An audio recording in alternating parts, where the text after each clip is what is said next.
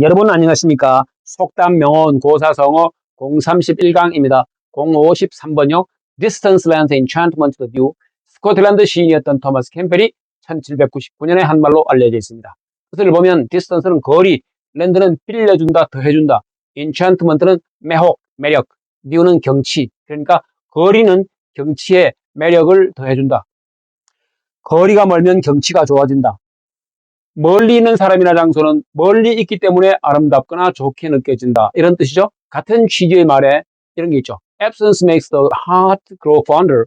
고대 로마의 시인이었던 섹스투스 프로페르티우스가 한 말로 알려져 있습니다. Absence는 결석, 부재, fond는 더 좋아하는. 그러니까 부재는 좋아하는 마음을 더 자라게 한다. 이렇게. 그 사람이 없을 때 그리워하고 좋아하는 마음이 더 자란다라고 하는 거죠. 부재는 마음을 더 애틋하게 만든다. 서로 못 보게 되면 더 좋아하게 된다고 하는 겁니다. 없으니까 되게 보고 싶어진다고 하는 거죠. 멀리 있는 산은 온화하게 보인다. BC 4세기 그리스 철학자였던 피론이 한 말입니다. 멀리 있다, distance. 온화하게 보인다, 매력적이다, enchantment.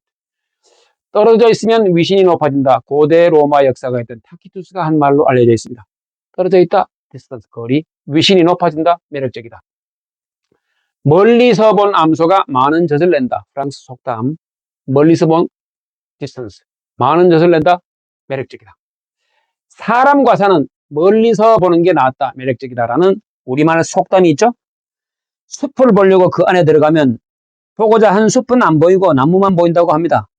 겨울에 지리산을 등반했다는 사람에게 그 경치가 어떻냐고 물었더니 본 것이라고는 바로 앞서가는 사람의 눈 묻은 등산화뿐이라고 대답하더란 얘기도 있죠.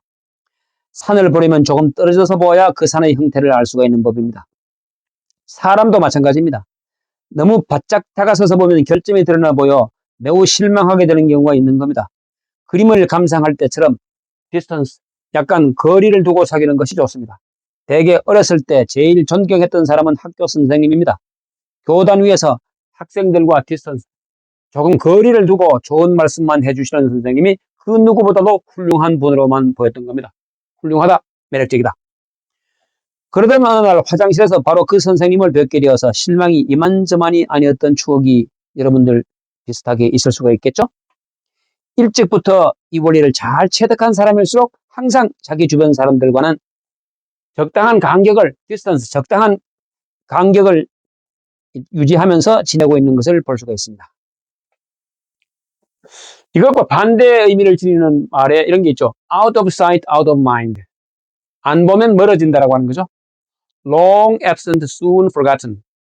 오래도록 없으면 곧 잊혀진다라고 하는 거죠.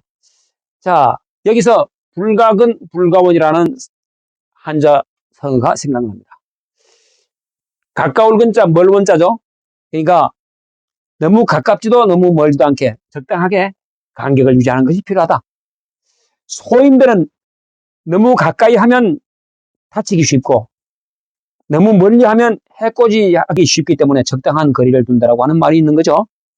여기서도 매사에 조화와 균형이 필요하다라는 생각이 듭니다.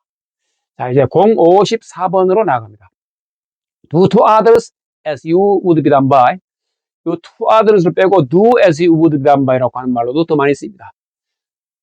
여기서 do by의 수동태가 be done by인데 do by가 대우하다, 대접하다라는 뜻이 있어요. would는 소망, 당신이 대접받고 싶은 대로 남에게 행하여라, 이렇게. 대접받고 싶은 대로 남을 대접해라, 이런 말이에요. 이거는 영국의 극작가였던 앤서니 먼데이가 1596년에 한 말로 알려져 있어요. 오는 말이 고와야 가는 말도 곱다. 오는 정이 있어야 가는 정도 있다라는 우리말 속담도 있죠. 이것을 활용해서 이런 말이 쓰여집니다. Do as you would be done by is the surest method that I know of pleasing. 이거 1747년에 체스터필드 백작이 자기 아들에게 쓴 편지에서 충고말로 이런 말을 쓴 겁니다. 대접받고 싶은 대로 남에게 대접해라라고 하는 것은 내가 알고 있는 남을 기쁘게 해주는 가장 확실한 방법이라고 아들에게 말하고 있어요. 자, 이런 것들은 성경 말씀에서 유래하는 겁니다. Do unto others. unto는 to와 같은 말인데 시적인 표현이나 고에서 쓰이는 말입니다. 남에게 하여라. As you would have them do unto you라고 하는 것은 요거와 똑같은 의미예요. 자, 대접받고 싶은 대로 남을 대접해라라고 하는 겁니다. 이건 성경 말씀인데 골든 룰로 알려져 있죠. 황금률로 번역되는 골든룰. 골든룰, 황금률이 뭐냐 하면 수많은 종교와 도덕, 철학에서 볼 수 있는 원칙의 하나로 다른 사람이 해주었으면 하는 행위를 하라는 윤리 원칙을 골든룰, 황금률이라고 하는데 서양의 골든룰, 동양의 황금률은 좀 이따가 봅니다. 논어에 나와요. 그 사이에 You scratch my back and I'll scratch yours라는 표현을 봅니다. scratch는 긁다, 핥기다. 자, 네가 내 등을 긁어주면 나도 똑같이 해주마 라는 표현의 기원은 영국 해군에 있습니다. 17세기 내내 수병들은, 해군 병사들은 술에 취하거나 자리를 지키지 않거나 복종하지 않을 경우 가혹한 형벌을 받았던 겁니다. 주로 9가닥으로 된 채찍으로 채찍질을 당했다고 해요. 이 채찍으로 맞으면 등에 깊은 상처가 남습니다. 가장 흔한 형태는 죄지은 수병을 배의 돛대에 묶어 다들 볼 수 있게 한 다음 다른 수병에게 매질을 시키는 것이었습니다. 야, 가혹하고 잔인했네요. 수병들은 채찍질을 가볍게 해서 맨맞는 병사의 등이 살짝 긁힐 정도로만 하면 된다는 쪽으로 서로 합의를 보았답니다. 그래서 항해를 하다가 나중에 자기 차례가 와도 자기 역시 가혹하지 않게 가볍게 맞으리라는 사실을 알았던 겁니다. 자, 그 다음에 이제 논어 말씀을 봅니다. 논어 위령공 편에 나오는 말인데 유명한 말이죠. 기소불욕 물시어인이다. 논어에서 기는 자기 자신이고 이는 남을 말합니다.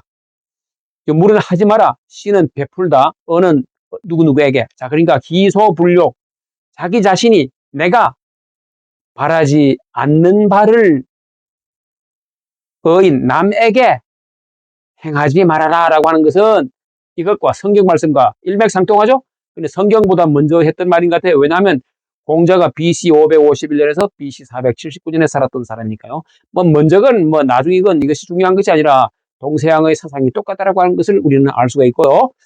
자, 그러면 거리를 두고 적당한 거리를 두는 것이 우리가 현명한 삶을 영위하는 방법이라고 하는 거. 그리고 남이 원치 않는 것을 남에게 하지 말고 대접받고 싶은 대로 남을 대접해라라고 하는 것을 우리는 봤습니다. 자, 그러면 지금까지 시청해 주셔서 대단히 고맙습니다. 영손이었습니다. 감사합니다.